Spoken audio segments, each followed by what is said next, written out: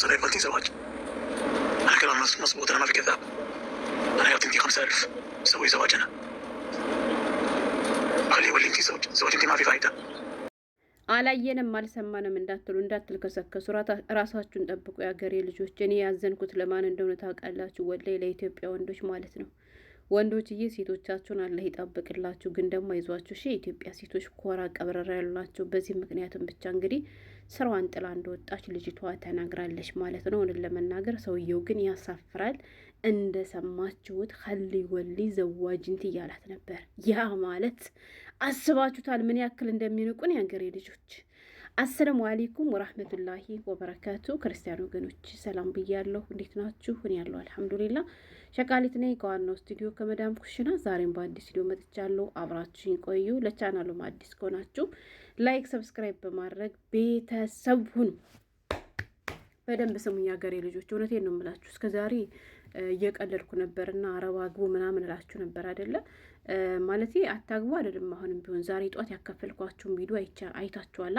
እና ያንን ቪዲዮ ካየሁ በኋላ ግን አግብን ወይም እንጋባ ስላሉን ብቻ ከመሬት ተነስተን መገባት እንደሌለብን ተረድቻለሁ። እና ያን ቪዲዮ አይቼ ደግሞ ይሄኛውን ቪዲዮ ሳይ በጣም ነበር የገረመኝ። እንግዲህ የአገሬ ልጆች ቀደም ሲል እንደሰማችሁት የመዳም ባል ማለት ነው ሰራተኛ ከዚያ ቤት ውስጥ ነበረች ማለት ነው።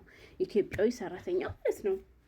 ከዛ ባባ ሆዬ ከመዳም ይልቅ ወደ ሰራተኛይቱ ትኩረቱን ያደርጋል ማለት ነው። እንግዲህ ትኩረቱን በንቃት እየተከታተላት እንደሆነ ያወቀችው ሸቃላም ደግሞ ባይሰራስ ቢቀር ለምን ተብሎ ትልና ማለት ነው።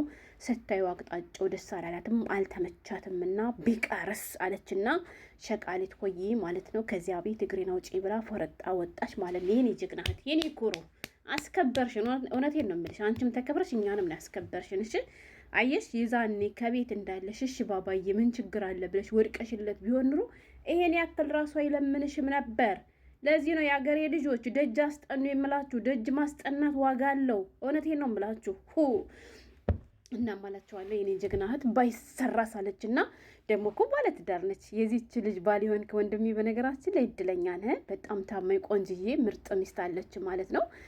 እንደ ባል ብቻ ሳይሆን እንደ ሀገር ምን ያኮራችን እውነት ለመናገር እና ከዛ ስራውን ጥሎ ወጣች ማለት ነው ልጅቷ። ከዛ ስራውን ጥላ ከወጣች በኋላም ይሄ ሸባ በነገራችን ላይ ድምፃውን ያስታውቃል። አሮዬ ነው ግን ስሙኝና ወላሂ ከምሬ ነው ብላችሁ እነዚህ አሮዬ ወንዶች ማለት ነው የላይኛው እንትን ማለት የታችኛው መንደር መቼም እንትን አረጅም።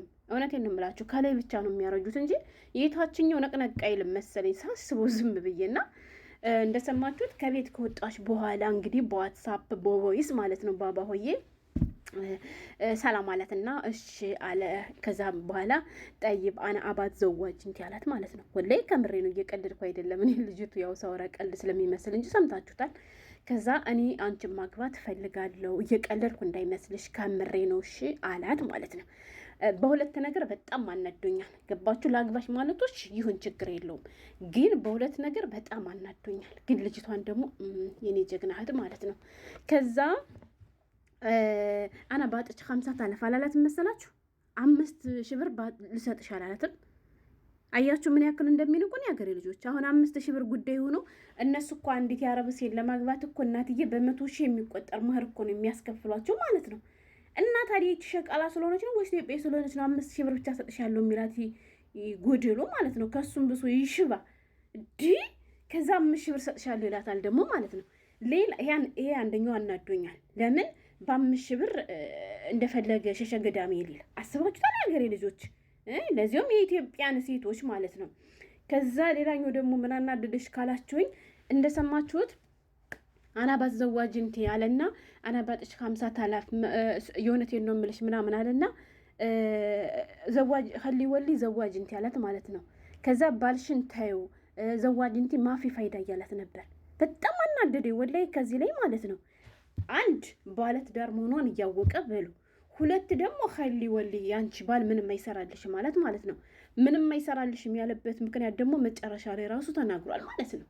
እንደ ኢትዮጵያ ወንዶች አላየ እንደው በሀብት ያንበሽብሻቸው የኔ ወርቆች ማለት ነው። አያችሁ ድሃ ስለሆናችሁ ብቻ የማንም ሽባል ሊጫወትባችሁ ይፈልጋላ። ድህነቱን ብቻ ምክንያት አድርጎ እሱ ገንዘብ ስላለው የዚያን ድሃ ሚስት ቀምቶ እንደፈለገ ሸሸግዳም ይልል ይፈልጋል። አትገረሙም? የሀገሬ ልጆች ችግሩ ደስ የሚለው ነገር በቀላል የሚቀመስለትን የሀበሻ ሴት አያገኝም ማለት ነው። እናማ ከሊ ወሊ ዘዋጅ እንዲ ምክንያቱም ያንቺ ባል እኮ ፋይዳ የለውም። ፋይዳ ቢኖረው ኑረማ ባልሽ አንቺ ከሰው ቤት ተቀጥረሽ ባልሰራሽ ነበረ። አንቺ እኮ መቀመጥ የነበረብሽ እንደ ሰራተኛ ሳይሆን ካገባሽ በኋላ ልክ ምድር ባሉ በኛ ሀገር እንደመቤቶች ወይም እንደ ንግስት ሆነሽ እኮ ነው መቀመጥ ያለብሽ። ግን እሱ ስለማይችል አላስቀመጠሽም። ስለዚህ እኔ አስቀምጥሻለሁ፣ እኔ ላግባሽ እያለ እየለመናት ነው ማለት ነው። አስቡት፣ ልጅቷ ከቤት እያለች አላስቀምጣ ሲል ረግጣለት ወጣለች። ከወጣች በኋላ ደግሞ እንግዲህ በቮይስ ነው በዋትሳፕ እንደዚህ የሚያደርጋት አያችሁ።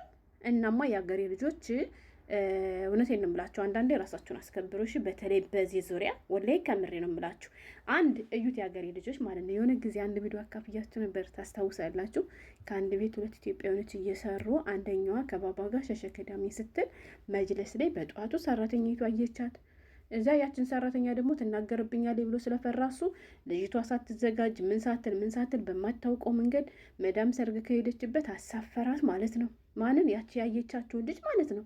እና ከዚያው ከመዳም ቤት ሆነው የሚያደርጉ ባልዮች ማለት ነው 500 ድርሃም 500 ሪያል 1000 ብር ስላገኙ ብቻ እንደፈለጉ እነሱ ሸሸገዳሚ ይልባቸዋል ማለት ነው። ግን ኮራ ቀብረር ብላችሁ እራሳችሁን ስታስከብሩ አንድ በሐራም ሳይሆን በሐላል እንደዚህ እንድትለመኑ ይረዳችኋል ማለት ነው። ገባችሁ?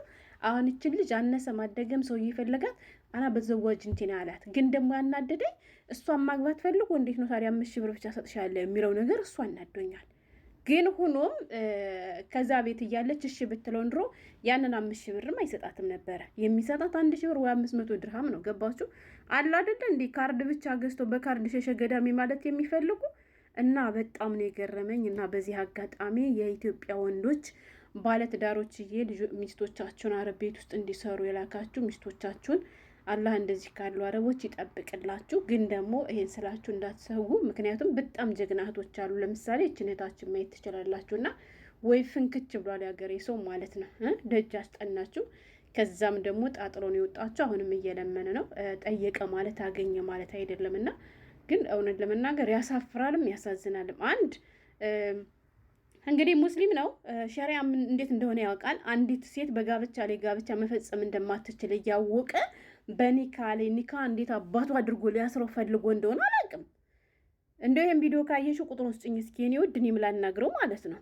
እኔም ላናግረው ይደፋር እንዲሁ ምን ያክል ቢንቀን ነው? እውነት ለመናገር ከባልሽ ካገናኛቸው አንድ ቀን እሺ ባባዬ እንገናኝ ምናምን በቃ የት እንገናኝ በይና ቀጠሮ ያዙና ማለት ነው። ከዛማ ስትገናኙ ከባልሽ ጋር ሆነሽ አገኙ ማለት ነው። ከዚህ 1-2 ጊዜ በኩርኩም ይበለው ማለት ነው። ለምብት ድጋሚ እዚያ ኢትዮጵያ ሰራተኛ ስገባ ቀና ብሎ አይም። ግን ዝም ብለሽ ካለፍሽ ነገም ሌላ ሰራተኛ ስትገባ በተለይ የማታውቅ አዲስ ከሆነች ጥንባ ጥንቤ ሊጫወትባት ይችላል ማለት ነው። እና ባባዬ ረተው አረተው ባባ ረተው እንከባበርተው። አሁን አንተ በዚህ እድሜ በዚያ ላይ ያገር የልጆች ጧት የሰሩትን ቪዲዮ አይታችኋል። እናቴ ከመዳሞቻቸው ጋራ ሌላ ጦስ ውስጥ እንዳይከቷችሁ። መዳም ቤት ውስጥ ናችሁ እንደዚህ ያለ ነገር ቀረብ የምትሉቶች ይቅርባችሁ። ምክንያቱም ከጥቅሙ ጉዳቱ ነው እና የሚያመዝነው። እናቴ ያችን መዳም ሰራተኛቱን ስላጣች ነው ባሏን የጎዳች።